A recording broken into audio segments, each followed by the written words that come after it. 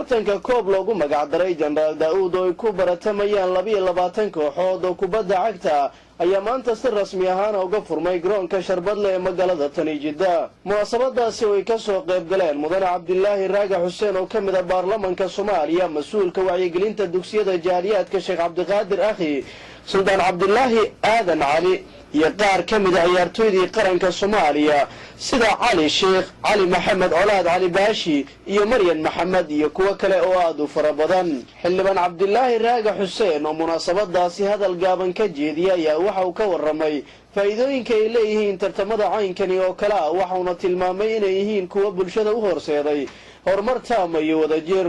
mudanuhu waxa uu ku bogaadiyay kooxaha tartankani uu furmay inay kor u qaadaan tayada isboortiga isla markaana ay dhowraan xeerarka u degsan kubadda cagta. Bismillahir Rahmanir Rahim.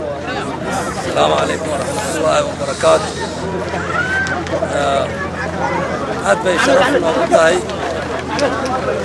aad bay sharaf noogu tahay dhalinyaro iyo ciyaartoy Soomaaliyeed sidaan isu soo abaabulay inaan ka soo qayb galno.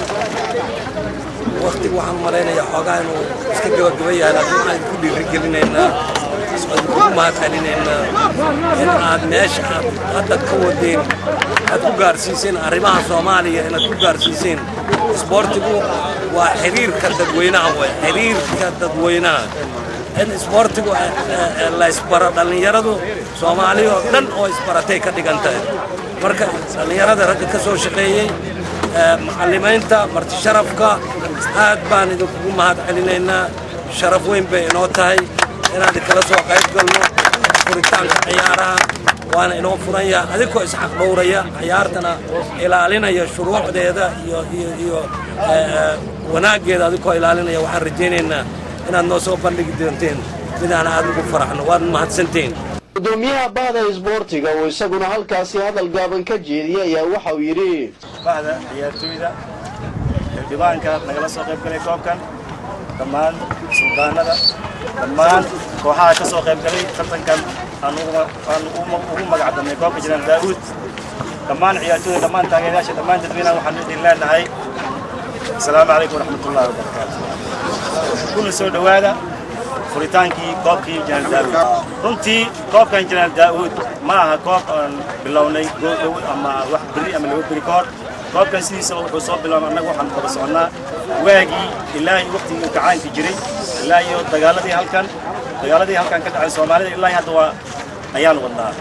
bahda isboortigu ma aha bah taariikhda la soo koobi karo, waa bah ugu yaraan 25 sano iyo wax ka badan dhisnaa. bahda isboortiga oo ku horumarkan heerkan gaarsiiyey ciyaaryahanada Soomaaliyeed oo inta ku aragtaan gaar ahaan kuwa qaba joogta. sidoo kale Sultaan Cabdilaahi oo isna halkaasi ka hadlay ayaa waxa uu tilmaamay aad iyo mahadsantiin sida adduunka yaa jirta ma bislahayn dadaalena ilaahay dadaalkiin Allah ka daramo. wallahi oonuna siin ogaana hadii hadda ka baadilo oo isboortiga isan oo hagiin ku dhamaan siin ogaan wana siin taageeraan. haddaba ciyaartii ugu horeysay ee tartankaasi ayaa waxay dhex martay kooxaha Banaadir iyo Xamar Cadey oo gabagabadii 4 gool iyo waxba ku adkaatay kooxda Banaadir, iyadoona ciyaartaasi daawashadeedu ay ka soo qayb galeen boqolaal Soomaaliya oo kala taageerayay labadaasi kooxood. Cabdiqaadir Cali Maxamed, Qayska Hoon, Cable TV, Jeddah, Saudi Arabia.